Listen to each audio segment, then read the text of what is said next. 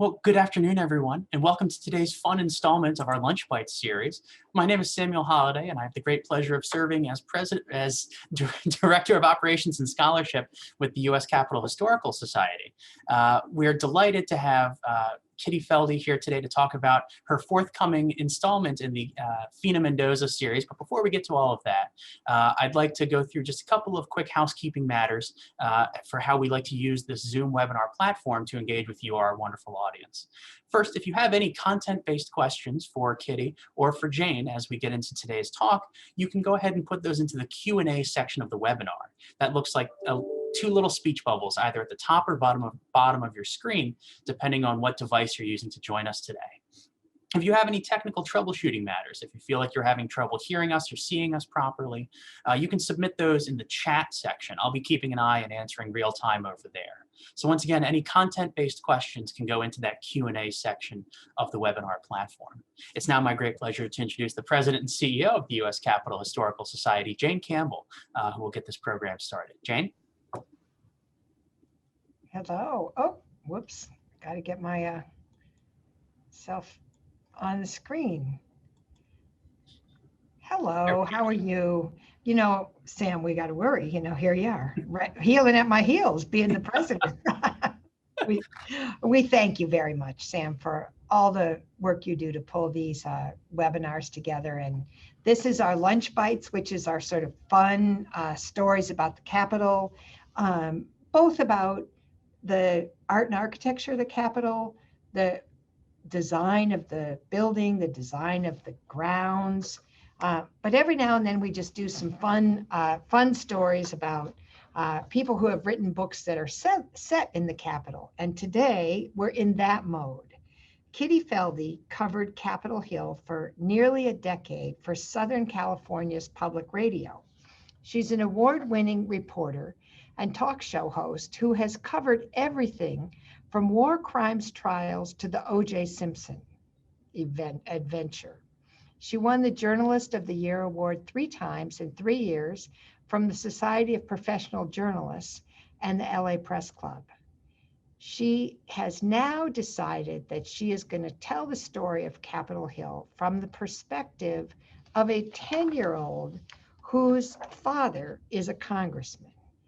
And today she's here to talk to us about her second book in the Fina Mendoza series, where the president's State of the Union address, which we know is going to look different this year than it has for a while.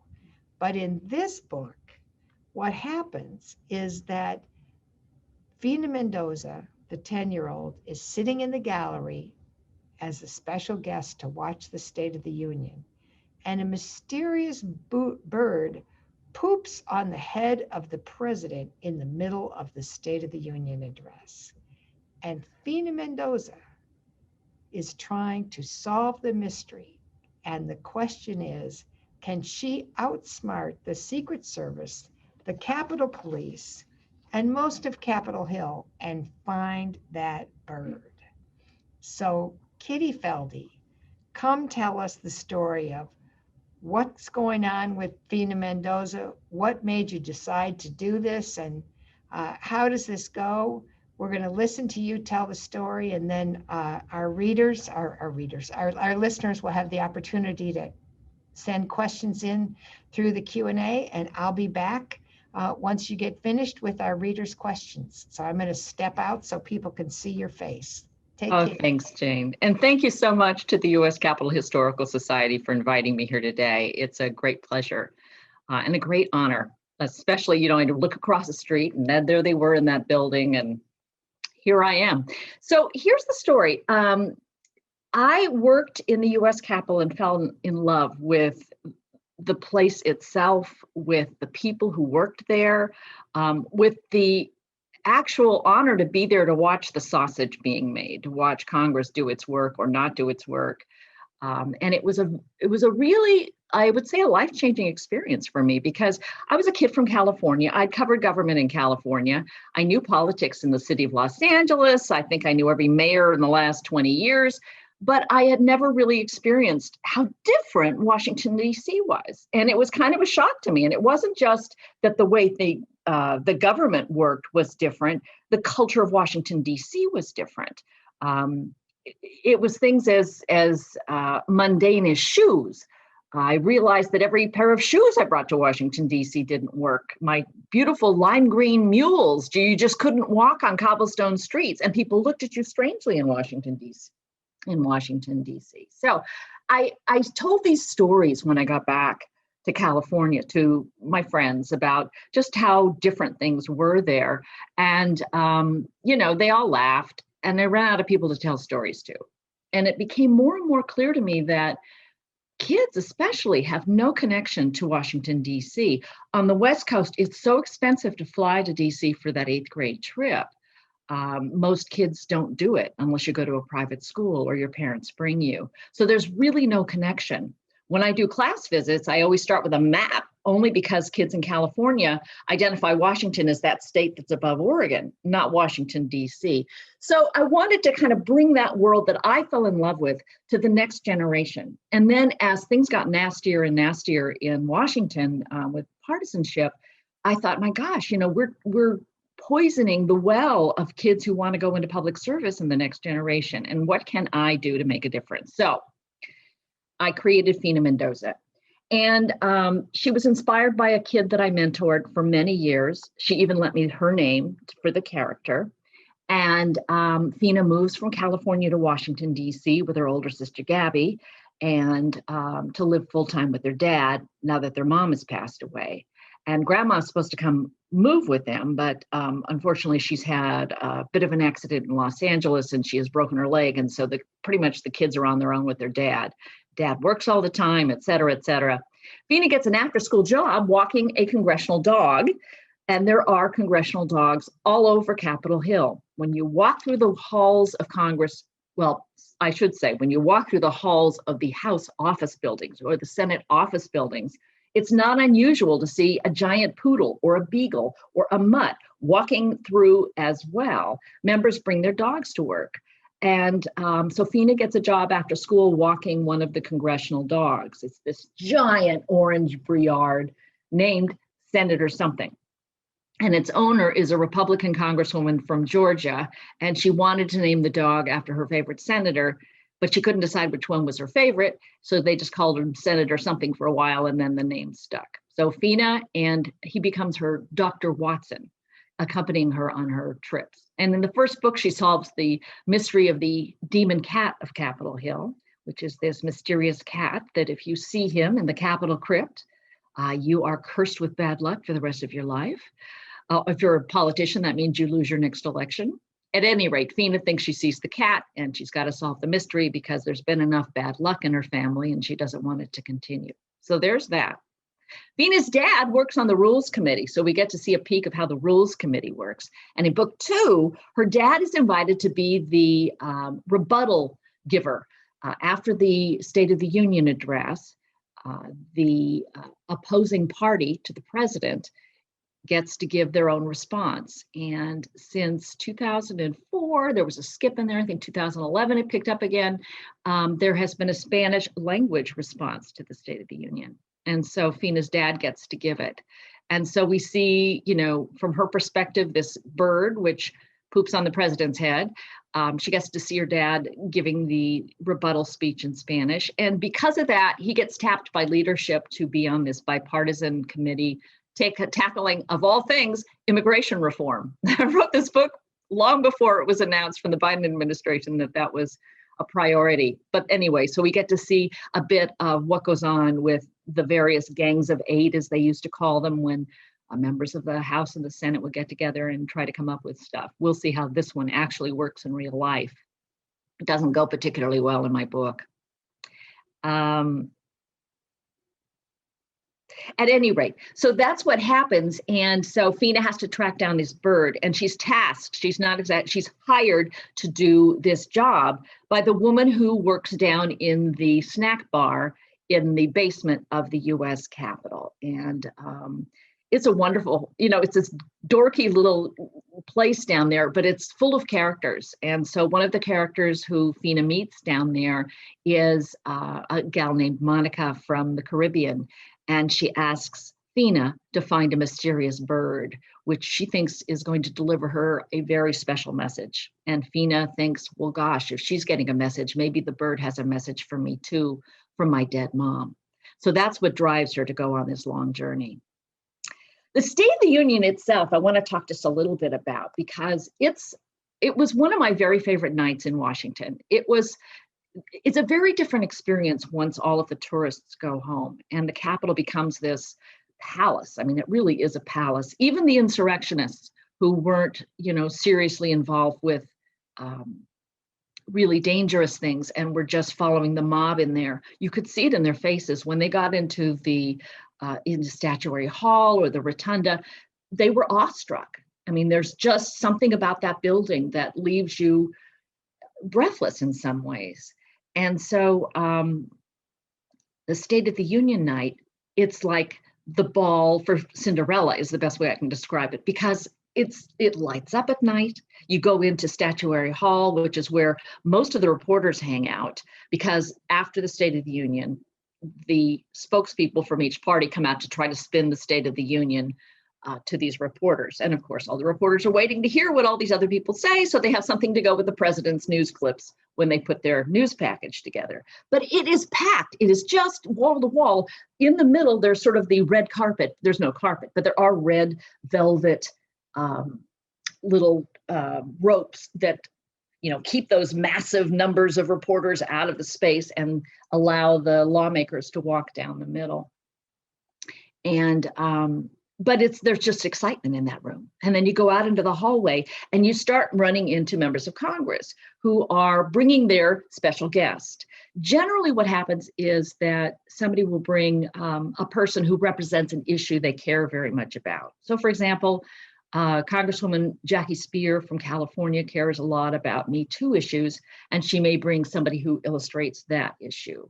Raul Ruiz, who's a member from California as well, is an emergency room doctor, and he would bring someone who had something to do with the medical field in an issue that he cared about. So this is their chance to try to plug, whatever it is, whatever bill they're trying to push on the Hill to the media. So that's what that's all about. But it has this feeling of a party. And actually there is a party, or at least there has been a party. While you're standing in Statuary Hall waiting for the Senate to do their grand procession over to the House side, where they go up down to the House floor and seat down there with the members of the House. I remember watching Ted Kennedy on the arm of Hillary Clinton walking through there one time.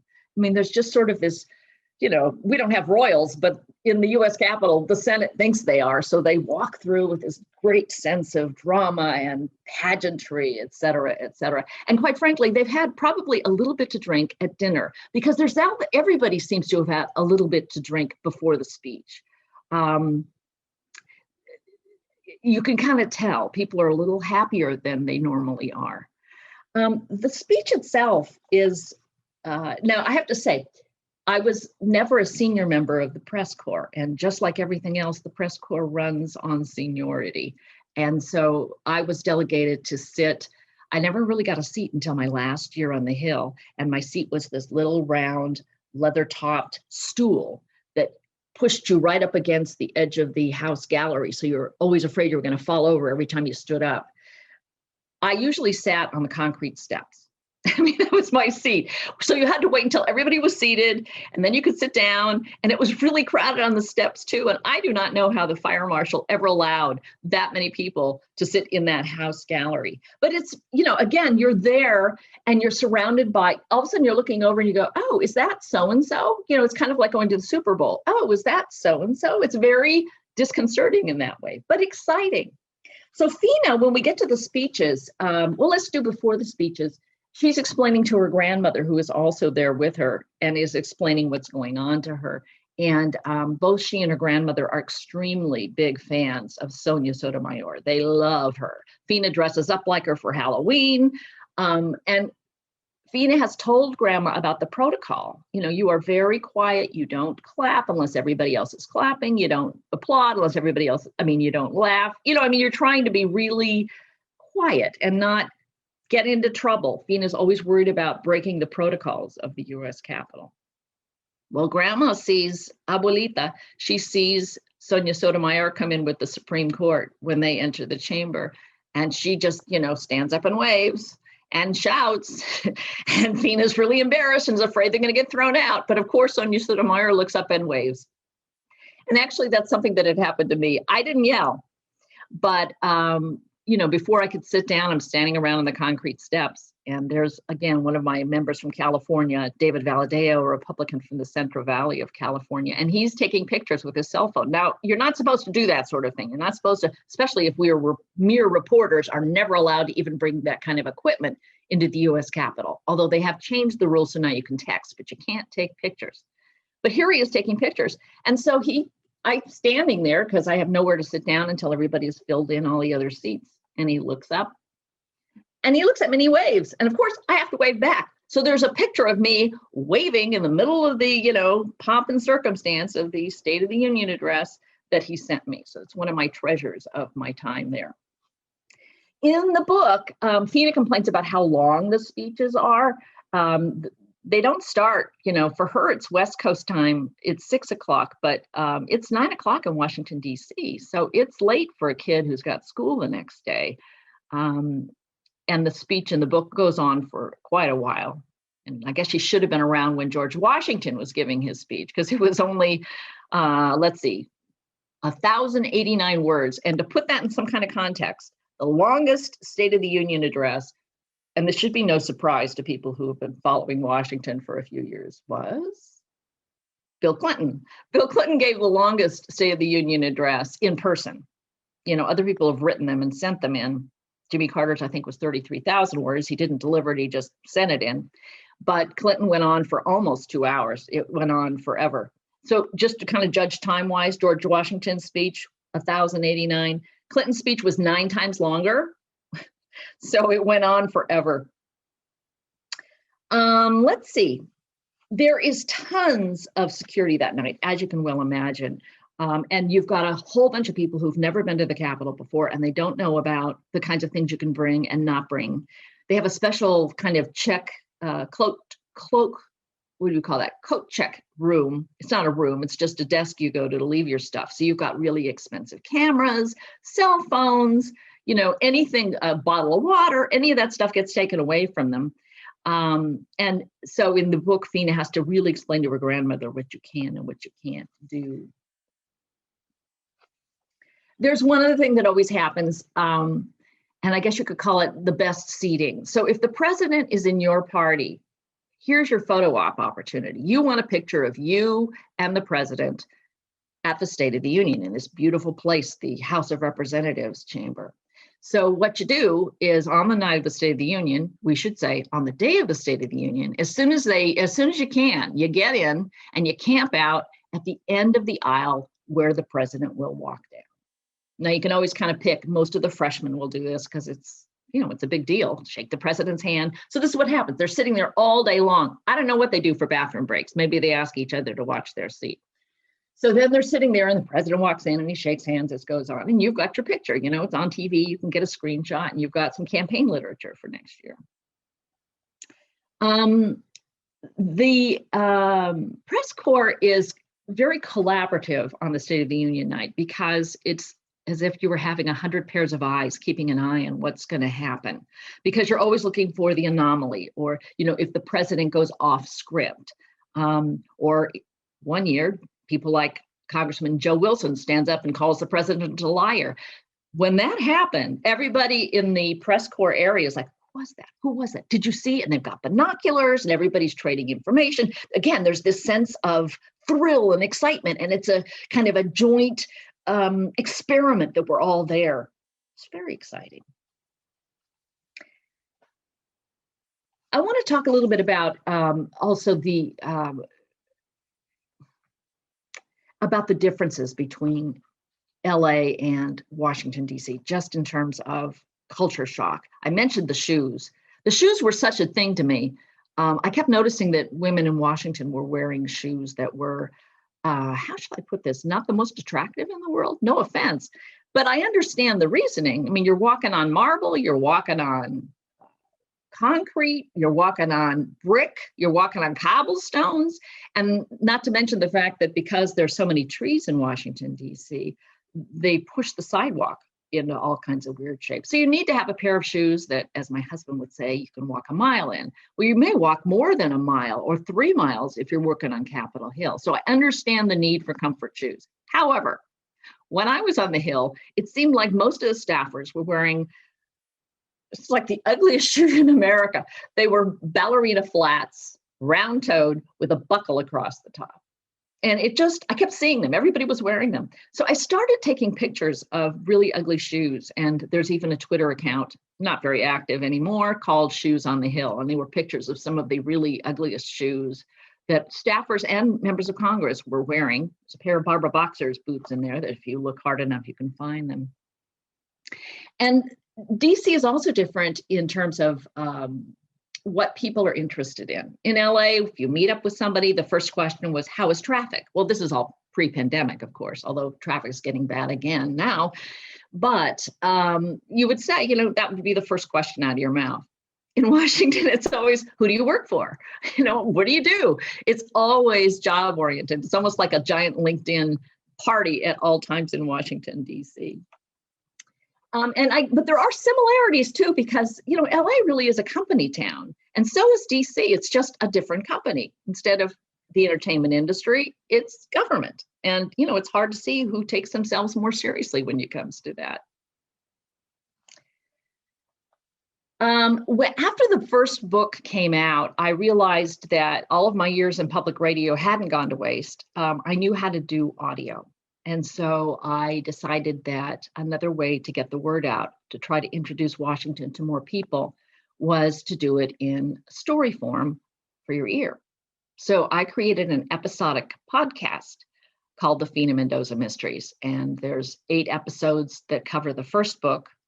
And then there've been subsequent bonus episodes that I've been doing that, because there's such a time lag between the time you write and the time you publish, I wanted to address not every issue, but some issues that just seemed really important to try to talk to kids about.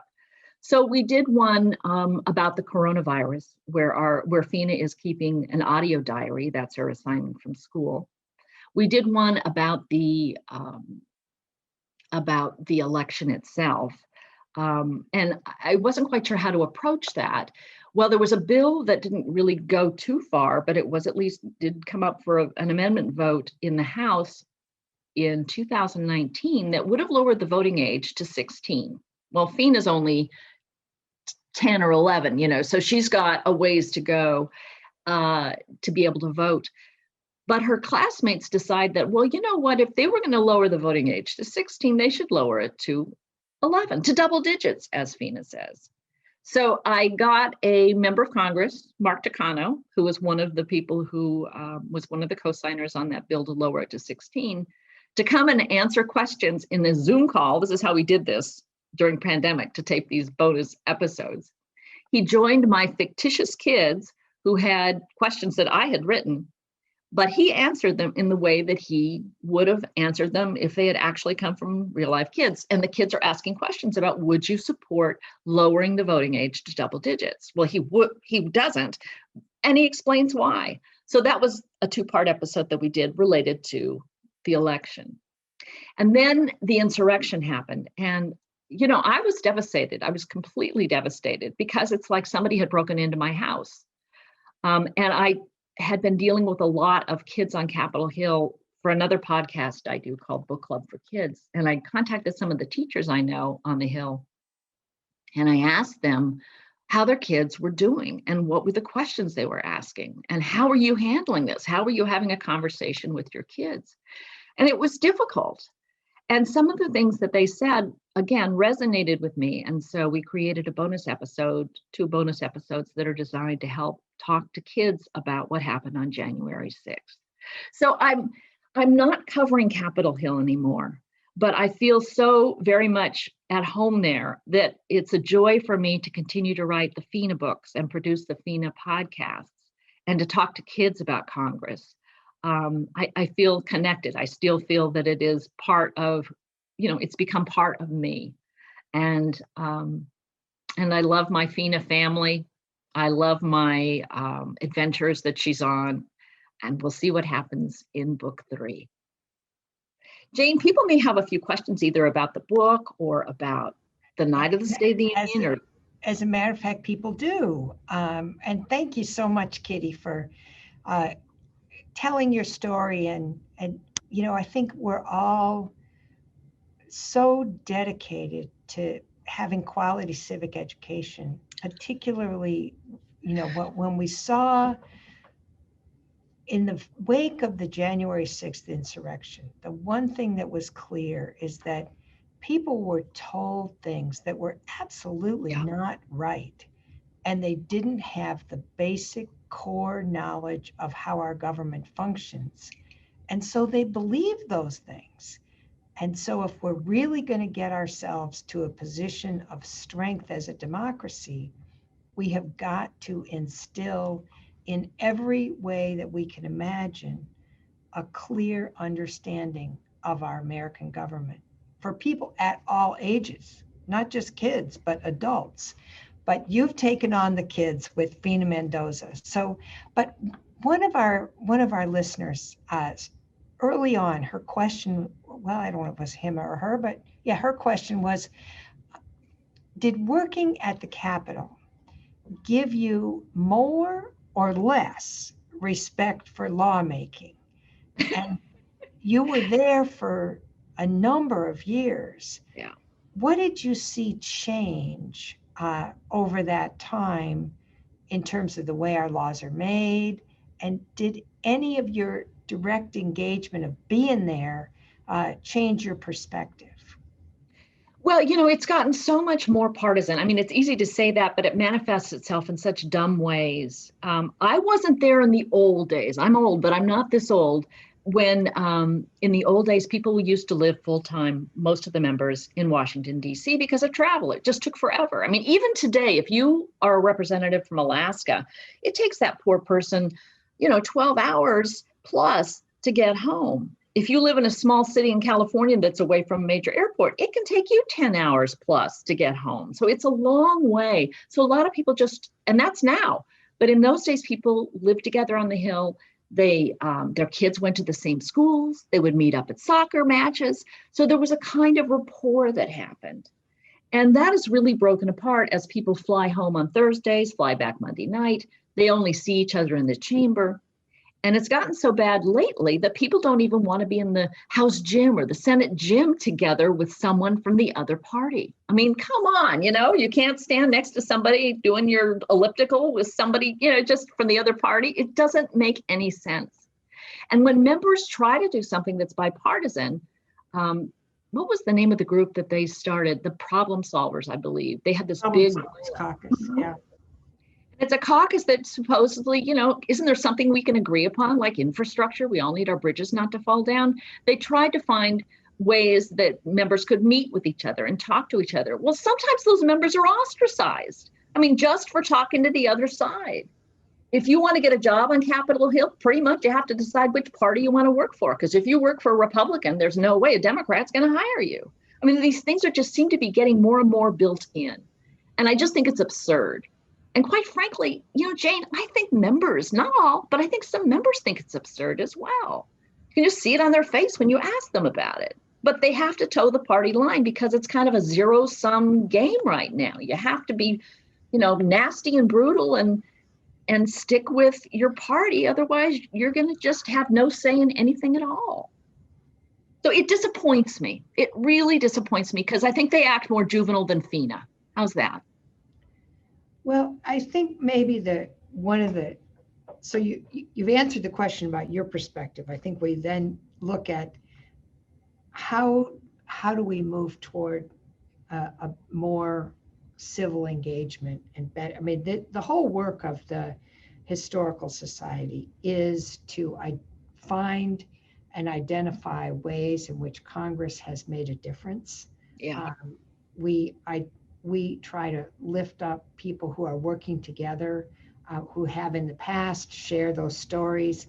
And our experience is that while it's also a question of with your experience as a media person, that what's newsworthy Yes. is, as you said, when you described being at the State of the Union, what's newsworthy is the Joe Wilson who, speaks out inappropriately on the floor.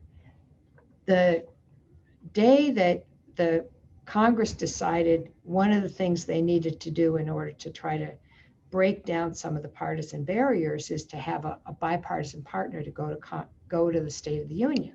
I remember that. And so, I was laughing so hard because I was chief of staff to a United States senator at the time. And so they're working on who's going to be their partner. And you would have thought you were in like a middle school, because you had to sort of see, would they say yes? Who would ask? Who would be with who? But they almost all the senators did it, and they went 2 by 2 in bipartisan ways, and so then you didn't see, when you looked at the State of the Union, you saw one side stand up, the other side stand up. You didn't see that, and so Yeah. I do think that there is a real sentiment on the part of many, many, many lawmakers that we have to address this. So one of the questions that one of our listeners has asked is, do you think in your books or in your podcasts, there's a way for kids to understand partisanship, which there's both the passion for your ideas and believing that you have the right answer, but the other part of it is recognizing that someone else has that same passion for their ideas, and how do you form that bond? So how do you try to tell that story to children? I think you've just solved my next book for me, Jane, because I think that, There you go. You talk about how juvenile it is. It does feel like 5th grade when, they were trying to figure out, will they like me? Will they do this with me? The insecurities that kids have in school about people who they think will be mad at them or hate them or embarrass them or, do mean things to them. And I think those same fears, as you've pointed out, run through Congress as well. And I think for me, to be able to tell that story about those grownups are acting like children, to be able to see that through Fina's eyes, that's what I can do. But I think what you're doing with the Historical Society, for me, that's one of those things that's an opportunity to break away from the mandates that leadership lays down for people. I think the congressional baseball game every year, which is ostensibly Democrats versus Republicans, but the night itself is a wonderful experience because you're hanging out with people from both parties and everybody's happy because they're playing a game together. They have something they can do together. I think the more that we can find things that people can do together without sacrificing their identity, without getting primaried by somebody who's, willing to throw bombs for the right or the left side of their party. I think the congressional softball game where the women of Congress that's right. play against the media. So the Republicans and Democrats play on the same team against the media. And, Even more bonding. But there's a lot more bonding there. But for the fact that the media women are about 20 years younger than the congressional women, so it's always a fun evening and a wild ride. But I think one of the other things is that when you talk about members trying to understand what other members are going to think or how will they get along, that to a certain extent, that's not exactly being like a child. That's being like a human, where we want to try to it's a complex institution, and people want to both stand out and fit in at the same time. You want to stand out because you stand for something, but you want to fit in so that you can get something done. And it is, there's sometimes a lot of negative value judgment that is put on people who are honest and truly trying to find bipartisan engagement and move forward, whether it's the Problem Solvers Caucus or something else. But as you saw, people who would try to do that, I don't know if it's leadership or if it's just gang, the gang of people in your own party really ostracize those people. Well, I'll tell you, when you look at, I think one of the big problems is the way in which gerrymandering has set up the districts. And so 435 members of Congress, there probably are really only about 50, 60 districts that are truly competitive. Yeah. And when that's the case, the competition is in the primary. And you have the push in the primaries of both parties to move people to the more extreme. And you really see that the moderates are losing ground. And you see how many people, how many of the moderates have decided they're not running anymore. Their retirements are way up. People are just, and unfortunately, as you say, all those, not all, but many of those people are the people who are considered moderate Democrats or moderate Republicans. And that, I think, is a conversation for another day. And so we're trying to kind of look at the question of how you try to tell a story about Congress through the eyes of a child. And Fina Mendoza is that child. As people are looking at those books and considering, reading them to their children, buying them for their children or their grandchildren, whatever, what age group is the age group that your books are written for? Well, I know a second grade teacher who has been reading the book to his kids. But as far as reading it, a child reading it by themselves, I would say third grade, if they're a good reader, up to about sixth, seventh grade would be the top. I mean, once you get into middle school, you have other things on your mind. But you certainly could read it to a smaller child as well. I just don't think their attention span would last very long. And it's not. And this is the one thing that a kid told me. Because where I live, we had a reading with a bunch of the kids, and one of the kids said, I thought it was going to be scary, but it wasn't too scary. Interesting. Yeah. Now, so it's not something that's going to give the kid nightmares. Let's put it that way, if that's what you're worried about. Well, that's encouraging.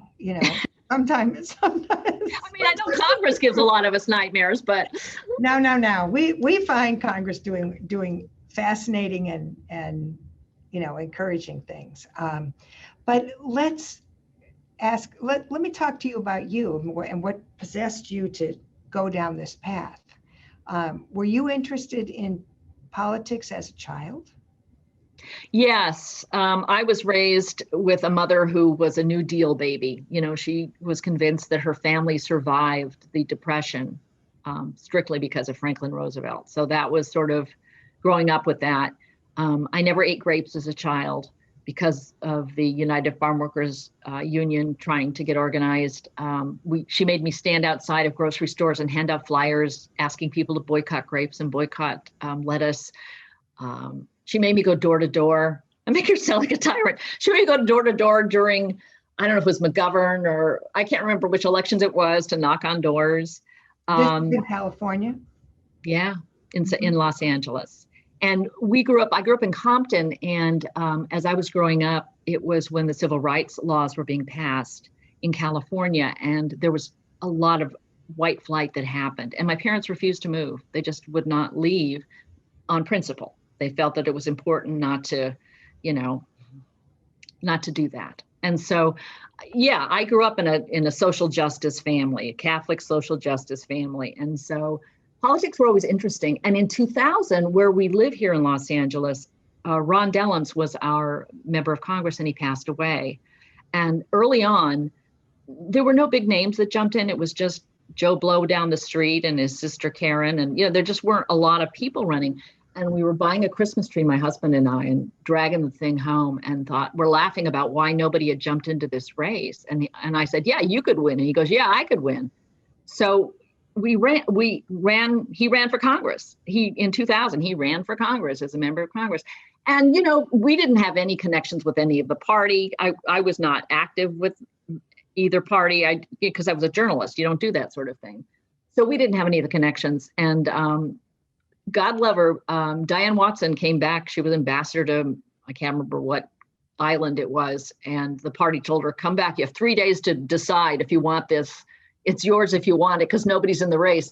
And she came back. But she attended every debate. There are 20 candidates. There she was. And, the husband did pretty well. We got more votes per the amount of money we spent than anybody else in the race. And it was great fun to actually be part of that. But I realized, and this is part that shows up with Fina, I hated the part about knocking on doors and asking for votes. I hated that part. And so does Fina. Fina doesn't like doing it either. And I hate the meetings. And it's just, so does Fina. So all of those kinds of things that I got from firsthand experience, I was able to put into what it's like to be, have a family member who's a politician. Fascinating. If you were going to give advice to a young person who was considering getting involved in politics, what would you, how would you think the best? You chose the journalist path as opposed to running for office. Your husband chose running for office. Or it sounded a little like you sort of chose it for him. No. He decided, mutual decision. But what would you tell the next generation? There's things you can do. And let me start with just the kids. When I go in to do classroom visits, we end with them writing a letter or a postcard to a member of Congress, their member of Congress, about an issue they care about. And I love what they come up with. I mean, there was one kid that wanted to write about Syrian refugees, and somebody else wanted to talk about the homeless people living on the street across the block. And then there was the one who wanted to write to Dianne Feinstein and tell her that he works really hard at school, and they should have 3-day weekends. And Feinstein's staffer wrote back and said, yeah, I agree with you. We work hard too. We need 3-day weekends too. So for kids, it's a way to try to come up with one thing that they really care about, because kids really are aware if it's environmental stuff, if it's quality of life issues. One kid wanted to fix the crossing light on their corner. Well, he should be writing to a city council person. He can take that idea to people who can make a difference. And kids have the advantage of everybody loves a kid.